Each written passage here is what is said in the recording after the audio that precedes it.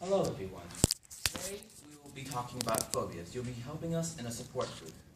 Now, with me up here, I have some of my star patients that I've been working with for a while now. So I will allow them to introduce themselves. Hello, my name is Theodore, and I have a fear of bees. Hello, my name is Taylor, and I have a fear of spiders. Hello, my name is Nicole, and I have a fear of reptiles. Hello guys, my name is Maxim and I have a fear of small places. Hello, my name is Jasmine, and I have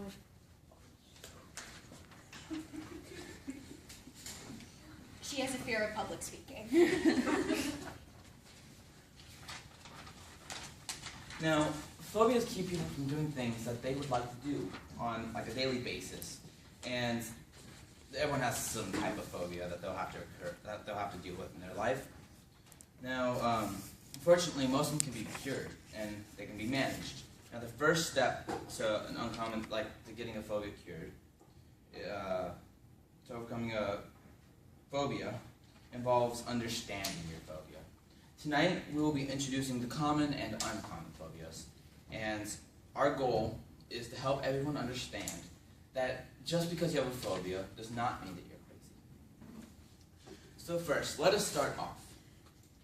What is a phobia? A phobia is an intense but unrealistic fear brought upon by an object or an event or a situation. This is that's often causing people to not be able to socialize, do work, or normal things.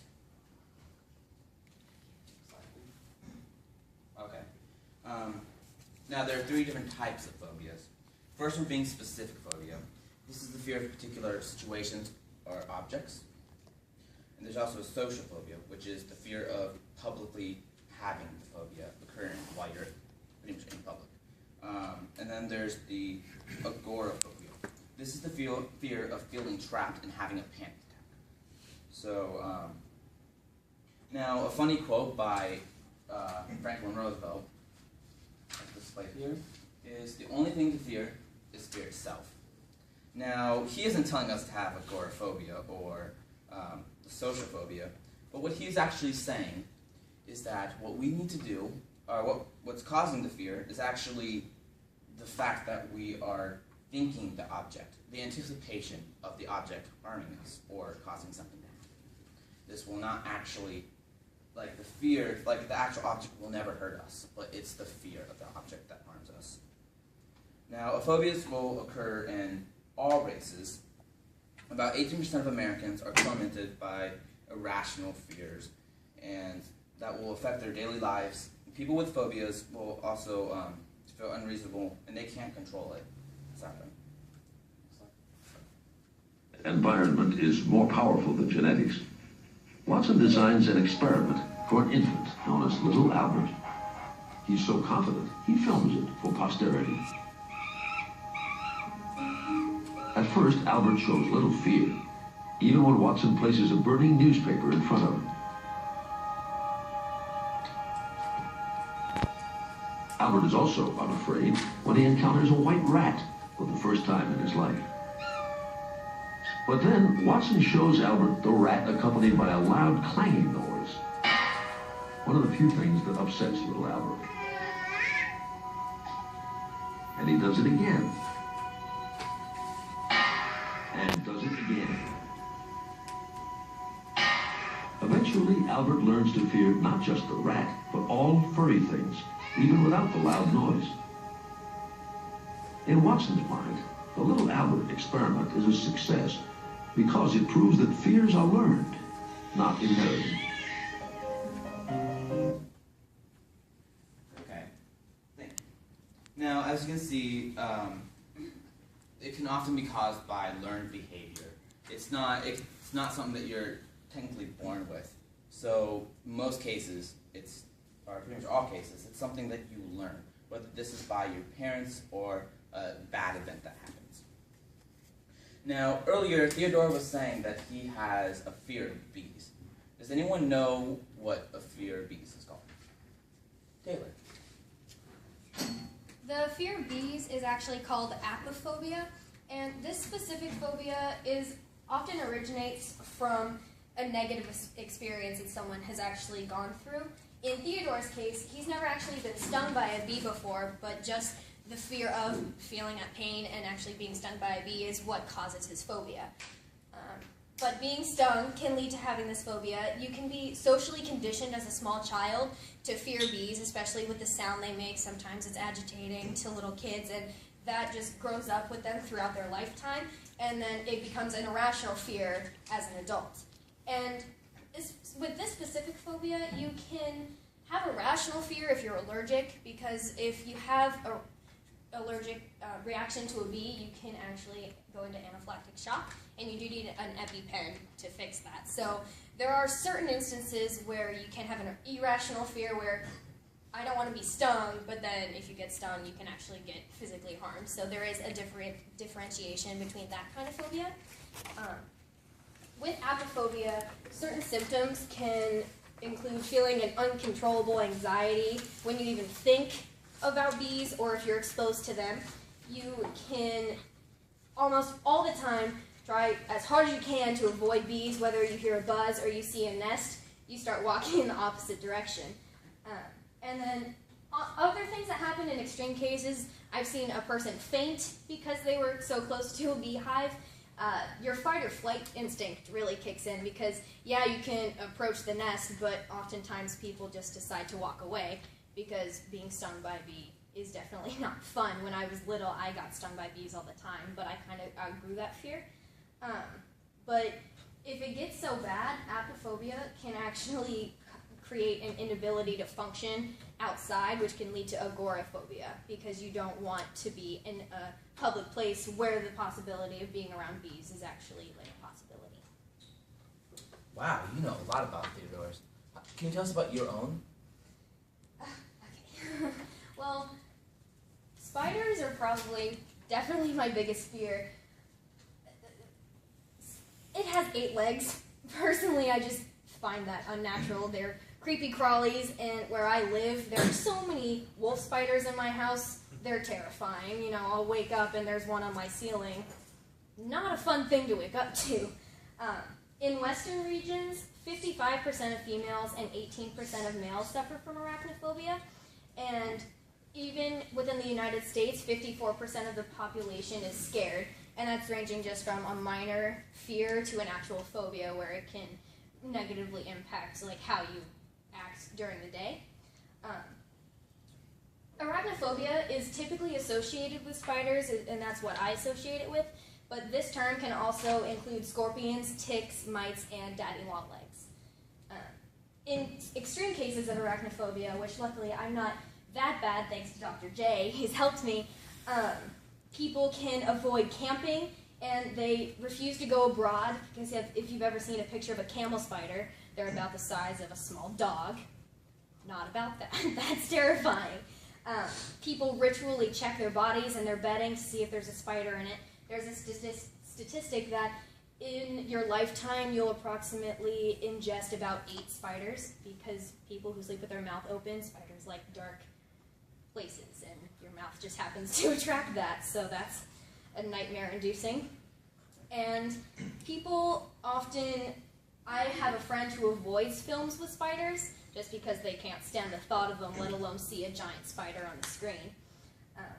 It's theorized that this fear in humans of spiders is ingrained from ancestors as a survival technique, because back when they first saw spiders, they were deadly, and we have anti-venom for that now, so it's kind of been part of us for so long that people see it and it's not natural, it's not comforting to us, so we're just naturally afraid.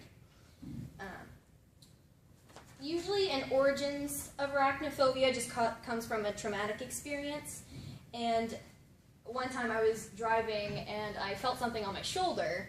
I thought it was my hair, I brushed it off, and I looked again, and I saw 4 big eyes staring at me, and it was a brown wolf spider.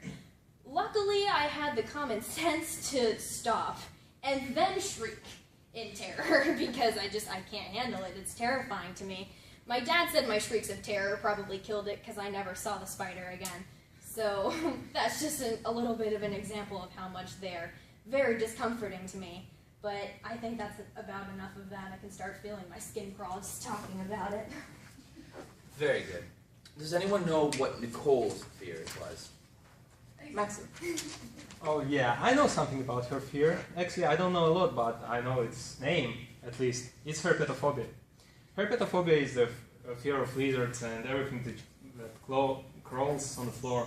Basically, the snakes and crocodiles. Herpetophobia victims usually suffer from seeing the lizards going around, and basically it's really common phobia, and people are sweating and have their heartbeat goes up when they see lizards. Basically, this doesn't affect their lives, but they cannot go to the field trips because they are afraid of seeing one lizard. Or sometimes when the lizard goes to the mailbox, they are afraid to open their mailbox and get their envelopes. Thank you, Maxim. Taylor earlier told the group that Jasmine had a fear of public speaking. Does anyone know what that's called? Actually, glossophobia is what you call the fear of public speaking, and this originates from the Greek word glosso, which actually means tongue. And so basically, glossophobia is just an extreme case of being tongue-tied, is how I like to think of it. Symptoms of this include stage fright, nausea, avoidance of events that you'd actually have to have individual, one-on-one contact or speaking in front of a group, and this can lead to high levels of anxiety. It's said that about 75% of the population will feel some sort of social anxiety or fear of speaking in front of people in their lifetime. There's an actual organization, it's called Association of Speakers Club, and this is just a group of people that get together with people who have issues speaking publicly, and they help them and just kind of build their confidence and kind of equate the notion of speaking in public with something positive rather than something scary. And actually, I looked it up, and there are a lot of actors and actresses and even singers who have stage fright, and some of these people include Adele, Hayden Panettiere, Megan Fox, and Barbra Streisand. Thank you for giving us the information. Does anyone know any of the common phobias? Max? Well, I know a lot of common phobias, but guys, to say shortly, I'm going to tell you about 4 of them. First of the most common phobias is astrophobia. Astrophobia, as you can say from its name, it has to do with the stars, because astro means a star from Greek. But there is a trick. It has not only to do with the stars, but with the space itself. When people see the space during the night or see the stars, they got anxiety. They are sweaty and they feel their heartbeat goes up. So this phobia is victims of this phobia cannot hang out with their friends at night or during the evenings. The most common example of this phobia is shown in the movie Gravity. So most of you guys, I think, saw it. I hope so. But in that movie, people who are victimized by astrophobia can be shown because the main actress is flowing around the empty space for the whole period of the time of the movie. So people can understand what astrophobia is and what astrophobian guys feel about it. The next phobia I want to tell you about is an autophobia. Autophobia from Greek means a fear of selfness, or a fear of being left by yourself, the fear of loneliness. Guys who suffer from the autophobia are usually traumatized by some event during their lifetime, and because of that they are afraid of being lonely. The interesting thing about this is that they are not only afraid of being alone, but they are afraid of being disturbed by other people and sudden noises, which is strange because they are afraid of being lonely. But who knows? This phobia can be cured only by psychological means. You cannot cure this phobia by pills because it will only reduce the symptoms. Although people who suffer from autophobia fully understand there is nothing to fear about and being lonely, they still do. The other phobia that I want to talk to you about is metastasia phobia. Metastasia phobia has nothing to do with statistic things. It has to do with dynamics. Is the phobia the fear of changes? But changes are everywhere in our world. So how do people with metastasiophobia deal with it? Usually they just live in the same place, use the same place, use the same food, use the same friends. They're not making any friends because they're socially awkward or something. They just don't want to change their friend list and add some people there. This phobia is usually caused by trauma too, and it's the trauma of losing something or someone significant in your lifetime. It's hard to cure this phobia because usually when you have to cure something, you go to the doctor, and these people don't want to go to the doctor because they're afraid of changing their lives, and going to the doctor means that they are going to change it. The other phobia that I want to talk to you about is most understandable one and the most common one, I guess, because it's throughout the whole world, and the Yaf is afraid of the dark. Everyone afraid of the dark. But no, not all of you guys know the name for this phobia. It's called a nyctophobia. Nyctophobia is the fear of darkness, and you can interpret it as in a philosophical way, like the fear of unknown, and in a casual way, the fear of being blinded by the darkness. Usually that phobia comes out when the child is scared by some kind of monster or the ghost under the bed, which is hiding there and is waiting for the child to move from the bed. But this phobia can be cured because people can manipulate with the dark, and basically doctor can show to anyone that there is nothing to be afraid of the dark because he can just turn off the light and show it to you. But to cure yourself fully, you have to rationalize your fear and understand there is nothing to fear about it. Thank you. That was very good. Now, that was just a few of the common ones, but let's move on. Does anyone know any of the any uncommon phobias? Thank you. Please share. One of my favorite phobias, not necessarily favorite, but one of my favorite to say, is hexaconta-hexaphobia, which is the fear of the number 666. This originated from the biblical verse Revelation 13:18, and it indicates 666 as the number of the beast, which is the symbol of the devil.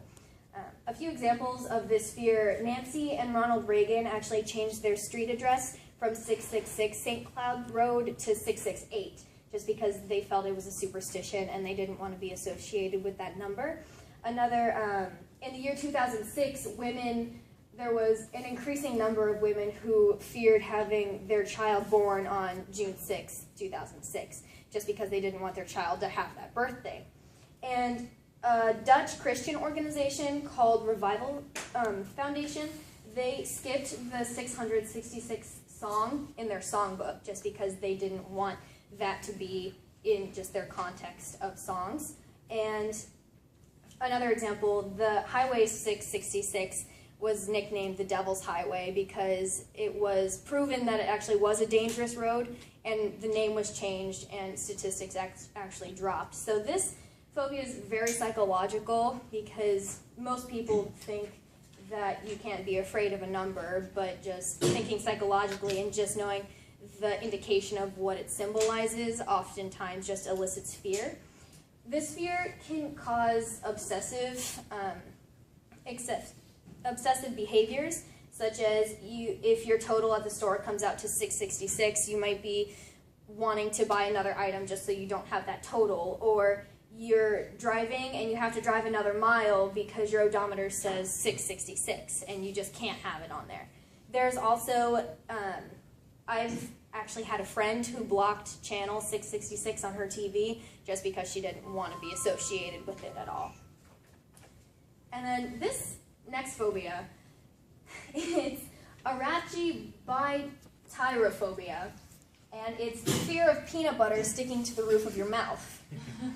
I researched, and it actually is a real phobia. It's often related to the feeling of choking or just the texture of like sticky foods or anything just with that texture.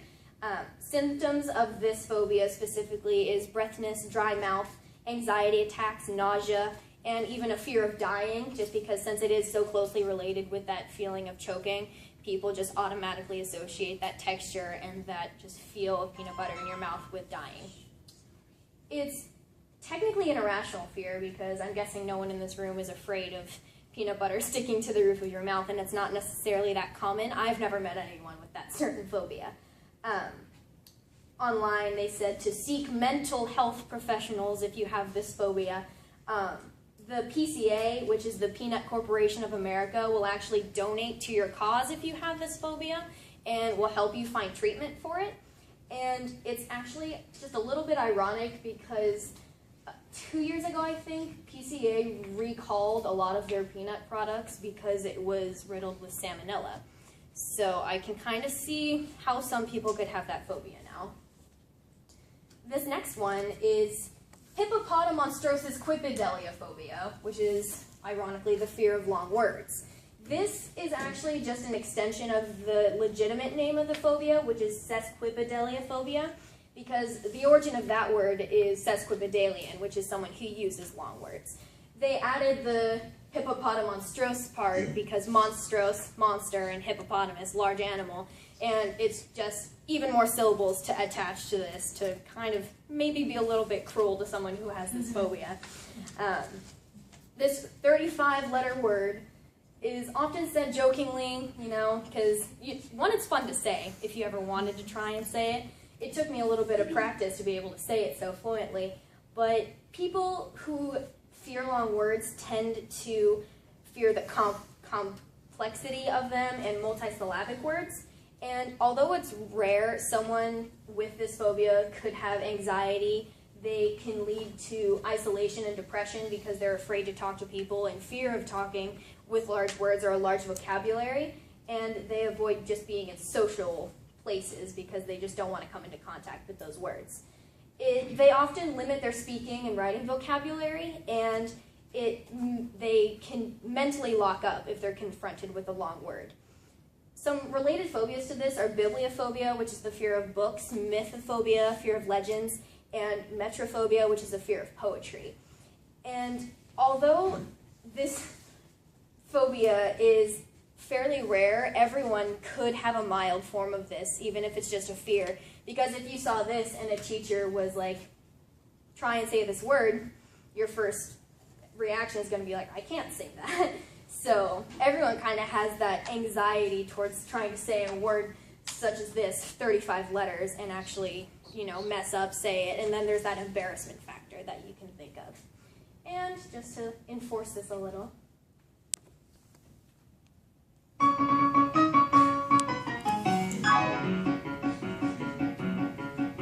I've been afraid of big words since I was a kid. I thought that I'd get over it, somehow I never did. Usually it's no big deal, but every now and then you're audaciously loquacious. It kicks in again. I went to a specialist and said, what's wrong with me? Based upon your test results, it's not hard to see. You're afraid of lengthy words, you're not the only one. Here's what your condition's called, but this won't be much fun. Hippopotamonstrosis phobia. Hippopotamonstrosis phobia. If you're afraid of big long words, here's one you should know. Hippopotamonstrosis phobia. Just to enforce that just a little bit. This next one, porphyrophobia, is actually the fear of the color purple. I didn't necessarily know you could be afraid of a color, but I have a friend who has 2 small kids. She refused to watch Barney with them because she thought it was unnatural that the dinosaur was purple. And I didn't necessarily understand, but I mean, Barney is just a little bit creepy, I think, so I can kind of see how, a purple dinosaur who sings and dances can maybe be a little discomforting. Symptoms of porphyrophobia, or fear of the color purple, is the urge to flee at anything purple. Kind of ironic that I'm wearing a purple shirt today. Panic attacks, you can tremble, and you have heart palpitations, shortness of breath, and it can often cause embarrassment because who wants to admit that they're afraid of a color? You should probably seek help from a professional if you have this, and oftentimes anti-anxiety medication is prescribed just because with the medication and hopefully therapy you can get to the root of your problem. Like, there was a case study done, or not a case study, there was actually a situation where a daughter was being abused by her mom. She was schizophrenic and was just abusing her, and she locked her in a crate.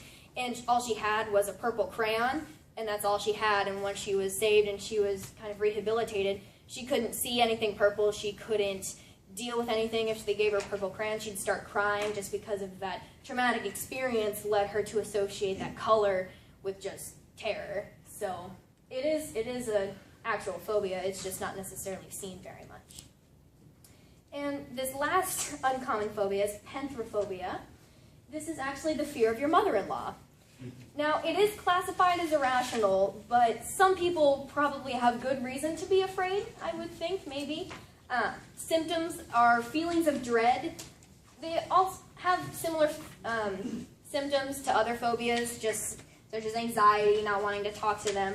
But you can also induce emotional responses and symptoms, such as rage, fear, crying, knowing that you're going to be in their presence, and even headaches, just because of the stress of being around them or being associated with them. People with this phobia often have fears of their stepfather, their mothers, their father-in-law, basically anyone who isn't in your immediate family. And here's a perfect example of maybe why you might want to reconsider being scared. In this, congratulations, I'm so happy for you.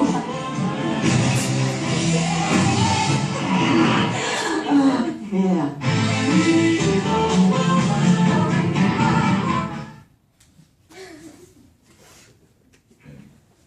Well done. I'm very impressed by both of your knowledge. Now, if you feel trapped or alone because of your phobia, you should try to get professional help. That's the nicest I can say that. Now, psychotherapy is one way that you can try to get help. It's pretty much when one talks to a professional about their phobias. Now, there's actually two types of psychotherapy. One being desensitization or exposure therapy. Now, this is whenever you focus on changing a response to an object or situation, and gradual repeated exposure will cause you to eventually learn to conquer your phobia and anxiety. And one common tool used by doctors is a fear ladder. And I actually have an example which my STAR patients have helped me. As you can see here, the first thing that I would do is, if someone has a fear of dogs, is I'd get a bunch of pictures of dogs, and I'll have them look at the pictures of dogs. Afterwards, once they get comfortable with that, I would have them watch a video with a dog in it.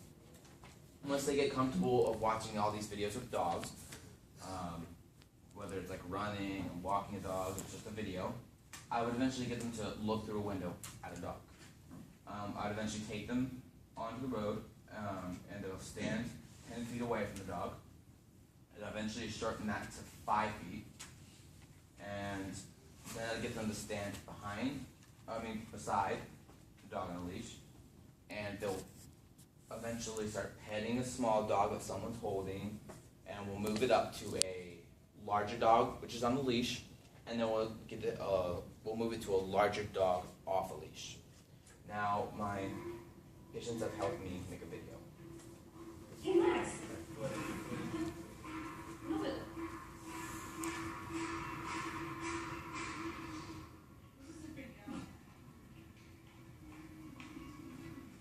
Hey, Max. How are you since I showed you the picture? You are? That's good. I'm really sorry about that. But It's okay, bro. No problem. well, just to make it up to you, I'm going to show you. I think it'll make you feel better. Oh. So, it's need to feel better, right? Yep. Well, here it is.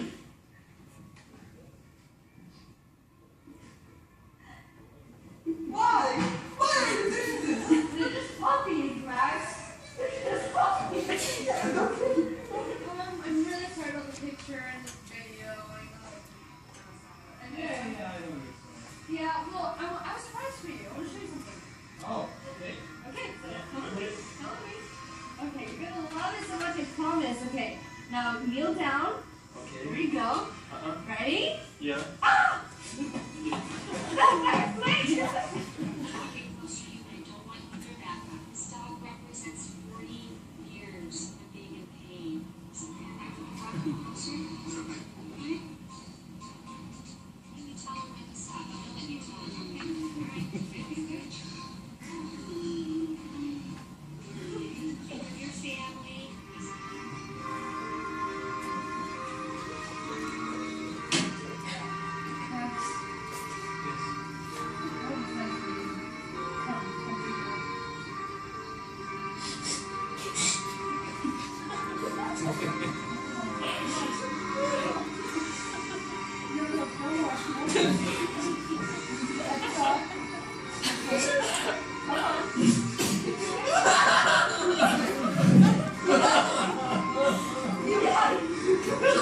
You ready? You ready to pet this dog, okay? This dog's your friend. Ready? Go! Go! Go! Go! Yes! Yes! Oh, get out! Get out! Get out!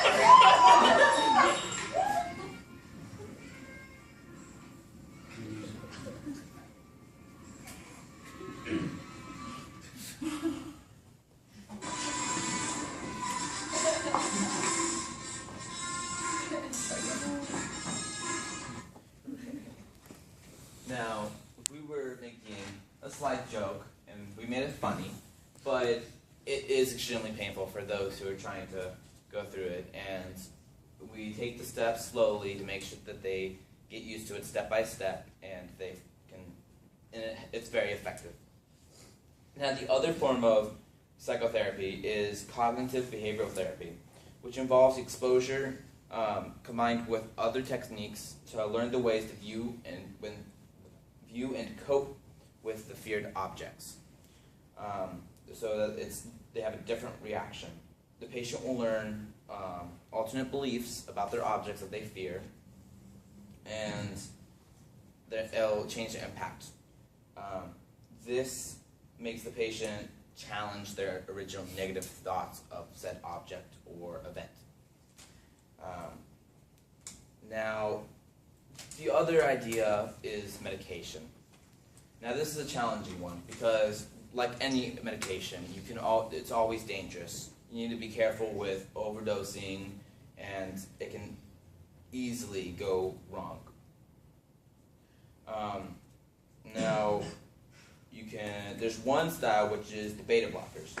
Now, this works by blocking the stimulated effects of adrenaline, such as blood pressure, heart pounding, shaking voice, and limbs shaking voice and limbs which are caused by anxiety. Other medication can be stuff like antidepressants. Now, antidepressants are a neurotransmitter that act on neurotransmitters in your brain that cause stuff. Now, what these do is these will help relax you and reduce the amount of anxiety you feel. These are some ways that you can reach out to get help, but I'd actually like to see if anybody has any home remedies that they have tried.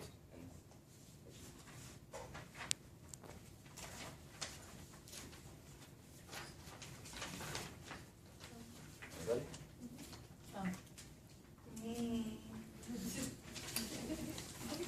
I tried eliminating caffeine in my diet. I learned that if I eliminated caffeine, that it could help me cope with my phobia. I decided to eliminate it completely, but there are more cons than there is pros. People should limit or avoid all caffeine. Avoid caffeinated beverages. They can make you feel jittery and nervous and can interfere with sleep, work, and etc. The most common effects of caffeine in our bodies is anxious, excitable, restless, dizzy, unable to concentrate, headaches that don't seem to go away, and trouble with sleep. Thank you, Nicole. I'll just have you, my patients, help. So Matson, how have you actually helped with your coping? What have you done at home? Actually, I've reduced the alcohol usage in my life. It helped me a lot. Because the alcohol is a depressant, and now I'm not drinking anymore, and I feel like free. I feel like a butterfly in the field.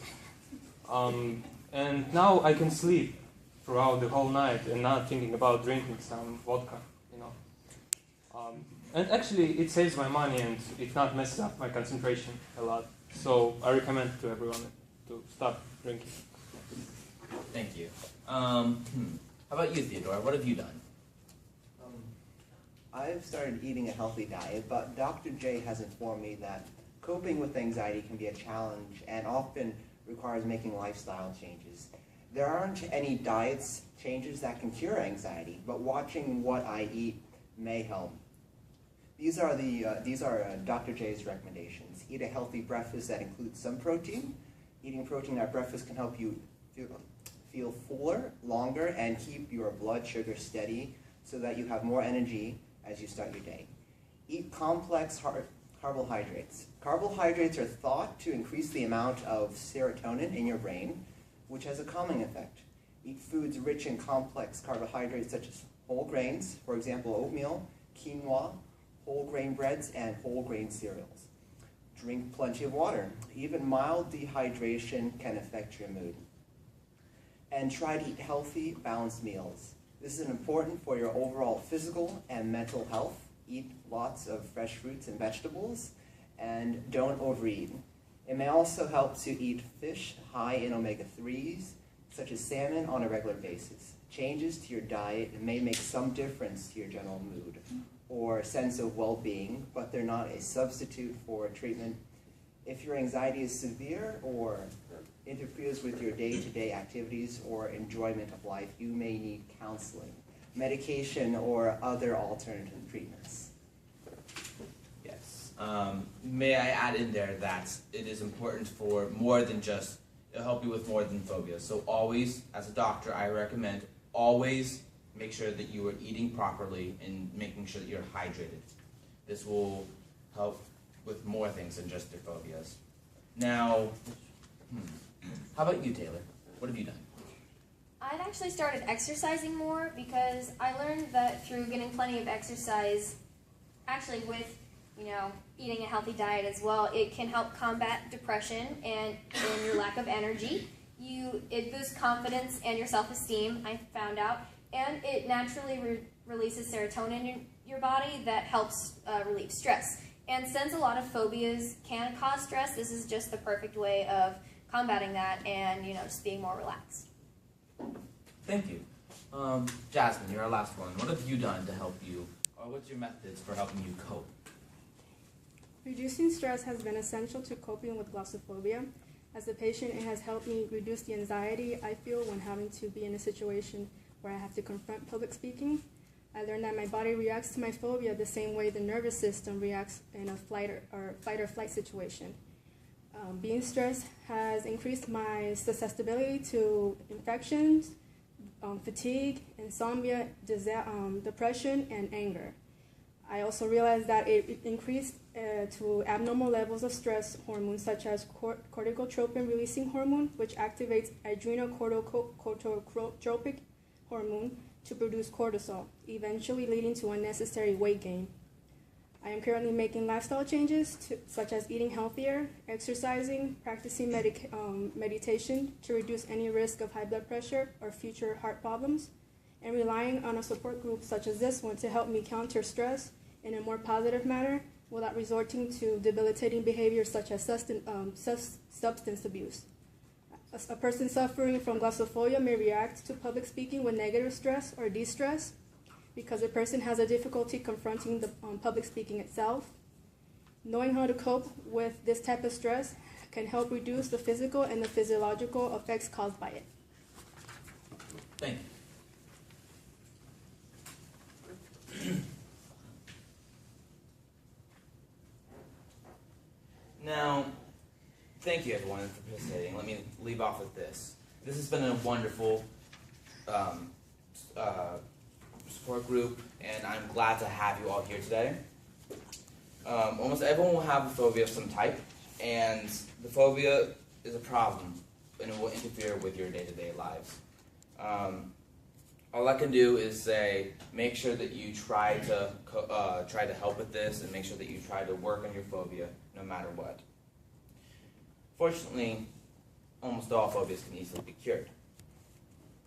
I hope to see you all conquer your fears, and one thing I'd like to leave you off with is Wayne Dyer once said that if you change the way you look at things, the things you look at change. Thank you everyone for attending, and have a good day.